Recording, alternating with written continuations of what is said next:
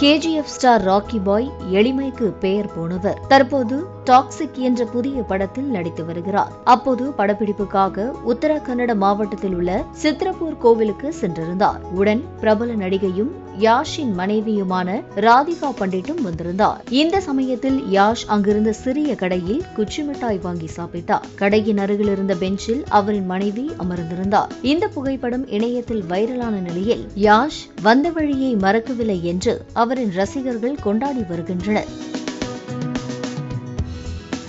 தனது மகன் pan India ஸ்டாராக மாறிவிட்டாலும் யாஷின் தந்தை அருண்குமார் கர்நாடக அரசு பஸ் டிரைவராக பணிபுரிந்து வருகின்றார். மகன் சூப்பர் ஸ்டாராக உயர்ந்த பின்னரும் தனது டிரைவர் பணியை செய்தவர்தான் இவர். இதுகுறித்து ஒரு நிகழ்ச்சி ஒன்றில் பேசிய இயக்குநர் ராஜமௌலி, பல போராட்டத்துக்கு பிறகு யாஷ் சூப்பர் ஸ்டார் அந்தஸ்தை எட்டியுள்ளார் என்றும், சாதாரண பஸ் டிரைவரின் மகன் இந்த நிலையை எட்டியிருப்பது தனக்கு மகிழ்ச்சி அளிப்பதாக குறிப்பிட்டார்.